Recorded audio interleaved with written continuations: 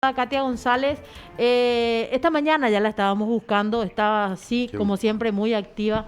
Y bueno, ella es noticia en estos días con más razón ante toda esta versión que cobró fuerza. Es innegable esto que habla de la posibilidad, diputada, de que usted anhele o pretenda alguna candidatura con miras al 2023. Buenas tardes, ¿cómo está, diputada?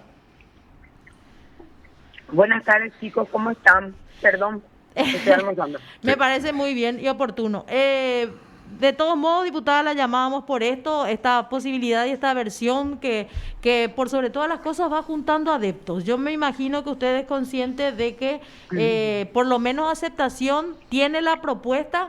Ahora lo que va a costar, me imagino, es lo que viene después, el andamiaje, el soporte, y en este sentido, por Una ejemplo, candidatura presidencial. claro, tenés a partidos, en este caso, con poderes indiscutibles en materia de estructura y de recursos, como son el Colorado y el Liberal, aunque el Liberal ahora está más en crisis que otra cosa.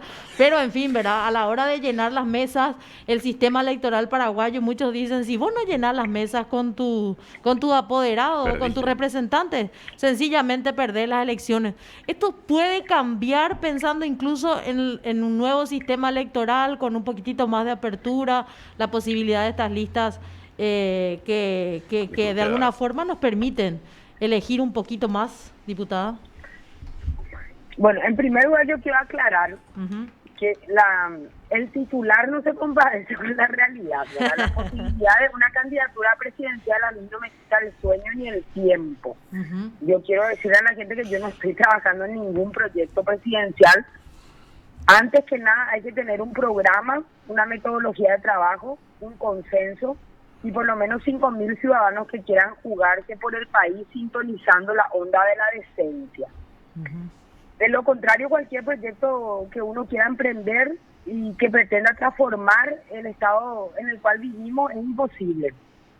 Los vicios políticos se han osificado en la estructura de este país y este ejercicio de controlar al poder desde mi banca en el Parlamento me permitió un poco medir la temperatura infernal de una institución que arde en la ceniza de su propia incompetencia, donde solamente se satisfacen intereses sectoriales. Entonces, realmente hablar hoy de una candidatura es muy prematuro, es hasta irrespetuoso, ¿verdad? Porque la gente está esperando que las autoridades nos dediquemos a lo que nos eligieron, ¿verdad? Claro. Entonces, la ciudadanía tiene una deuda con el Paraguay, convirtieron los partidos políticos en una suerte de religión, se votan creencias, familiares, amistades, y si seguimos votando a la misma gente no vamos a mejorar la calidad de vida de los paraguayos. Acá no existe ningún mesías, eso no existe en política y tenemos que meternos bien en la cabeza. Sí. Y necesitamos urgentemente mejorar la calidad política de nuestros representantes o vamos a hacer un país inviable. Entonces, yo voy a seguir trabajando, estoy trabajando 24 horas, 7 días a la semana, y eso no es mentirte, ¿verdad? Claro. Estamos trabajando a full y nada, yo seguiré trabajando, ¿verdad? Y obviamente que proponiendo desde el espacio en donde estoy. Claro, diputado, usted habló de sanear la conformación de la Cámara, sobre todo, ¿no? En la Cámara de Diputados, de la representación parlamentaria en general, que se vino muy a menos en los últimos 10 a 15 años. Salvo honrosas excepciones, la Cámara donde usted desarrolla su labor está integrada por gente mínimamente sospechada de hechos de corrupción y compañía. Y hoy se agrega uno más. Supongo que estará enterada ya de que un tribunal, la Cámara de Apelación, dispuso la libertad de Ulises Quintana, quien va a retomar su banca con su correspondiente efecto en la conformación de ese cuerpo legislativo. No, yo le dije a tu productor que no estaba enterada de eso y yo no voy a hablar de lo que no sé. Yo voy a darte una opinión una vez que yo me entere de realmente que confirme, yo chequeé eso y lea fundamentalmente cuál fue el pedido y cuál es el motivo por el cual la justicia se pronuncia en ese sentido. En este momento yo no estoy en condiciones de opinar sobre algo que yo no sé. Claro, Ustedes claro, saben no. cuál es mi posición, ¿verdad? Sí. No, yo le comentaba nada más, como usted habló, de mejorar la calidad de la conformación política de las cámaras. Más que nada por eso.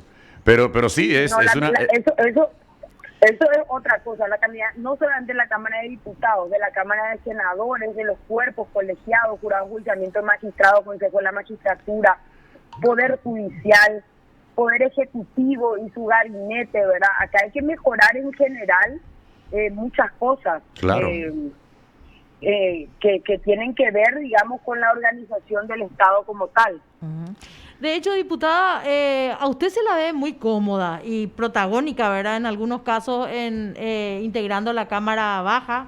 En este sentido, cuesta incluso pensar que desde ese lugar usted quiera renunciar a eso para trasladarse a otra instancia como sería el Poder Ejecutivo, cuando que en realidad en Paraguay, por lo menos a mi criterio, ¿verdad? Definitivamente la figura del Parlamento es una de las más trascendentes, porque cuántas cosas malas se evitaron y también cuántas cosas, en este caso negativas, salieron desde allí. O sea, no se debería en ningún caso, de hecho, subestimar el desempeño de las cámaras del Congreso.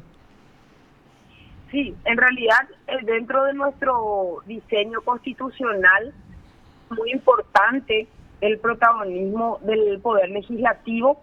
Sin embargo, vemos también que en el Poder Legislativo no existe una agenda, ¿verdad? No sé si se dice agenda, pues suena muy frío. No existe una planificación estratégica de cuáles son los ejes más importantes para coadyuvar en la gestión del Ejecutivo, para controlar el poder, porque definitivamente eso nos corresponde, y para modernizar al Estado. No, hoy tenemos una comisión bicameral de reordenamiento, de hecho yo formo parte de eso, pero si no tenemos un método, yo repito, esto va a ir al fracaso, ¿verdad?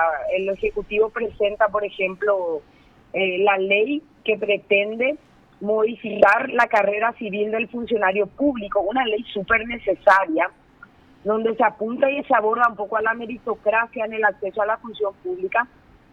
¿Y cuál es la reacción?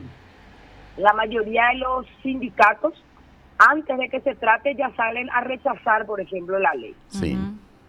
Claro. O sea que eso es groserísimo. O sea que imagínense cómo cuesta, con un parlamento desprestigiado, también ubicarle a determinados actores, en este caso a los sindicatos del sector público, que tienen que realmente ubicarse. Ellos no pueden interferir en nuestro rol. No pueden presionar y no pueden rechazar y no pueden, ellos en todo caso tienen que formar parte de la construcción de esa ley, pero no pueden de entrada, antes de leer la ley, decir que ellos no están de acuerdo. No, y de hecho tienen que tener en cuenta que finalmente, como servidores públicos, ellos tienen que estar totalmente sujetos a lo que decían casi sus mandantes. En este caso, las estructuras se manejan de esa forma, ¿verdad? Pero lamentablemente los contratos colectivos van a marcar, sí, no van a seguir marcando el futuro económico de nuestro país. Incluso en ese sentido, diputada, ya que usted también fue bastante insistente con este proyecto de ley, que después lo conocimos como el de Sergio Godoy también en su momento, cuando se iniciaba la pandemia, quedó al desnudo el derroche y la mal utilización de muchísimos recursos ante situaciones muy frágiles, como por ejemplo un pésimo sistema educativo y una cobertura sanitaria totalmente paupérrima. Para el presupuesto 2021 hay una ligera, al menos, traducción o modificación de estos factores que siempre fueron los más carentes, a criterio de ustedes y con lo que se pudo hacer modificando la ley. No entendí muy bien tu pregunta. ¿Y se logró algo después de la pandemia, de la lucha por hacer los recortes, achicar el Estado? Con el presupuesto 2021, nada. El 2021 va a ser gravísimo. Sí. Se pide más de 2 billones de dólares con relación al presupuesto anterior. Nosotros teníamos un presupuesto de 84,5 billones de dólares y actualmente el presupuesto 2021 es 86 billones de dólares. Ajá. O sea que no hay ninguna austeridad, no se han aplicado criterios. De hecho, que la reglamentación no está lista, ¿verdad? Y eso hace también que se dificulte su estudio en el presupuesto. O sea que todo fue falsa expectativa, básicamente. ¿Qué es falsa expectativa? Eso es casi primicia para el programa de usted porque todavía no se discutió, ¿verdad? Claro. Pero yo un poco viendo y analizando ya cuál va a ser mi posición, porque esto se va a tocar dentro de unos días nomás. Acá hay cero conciencia de lo que fue para la pandemia para el sector público. Y se pide un préstamo de $800 millones más que ya tiene media sanción. Para pagar esta burocracia monstruosa, corrupta, ineficiente, burocrática. Qué bárbaro. Bueno, diputada, de hecho le agradecemos la posibilidad de comunicarnos, como le decía, ya la estábamos buscando hace bastante ratito y bueno, la dejamos almorzar y seguir con su jornada, por lo menos. Dale. Por lo menos, buena digestión. Ahora lo de Quintana. Muchas gracias. Sí, señora. Dale, por favor. Okay. Dale, adiós. Usted está escuchando PDS. Era la diputada Esta Katia González. Esta primicia, famoso me dejó, como diría. Austeridad de 2 billones más, gran pistola.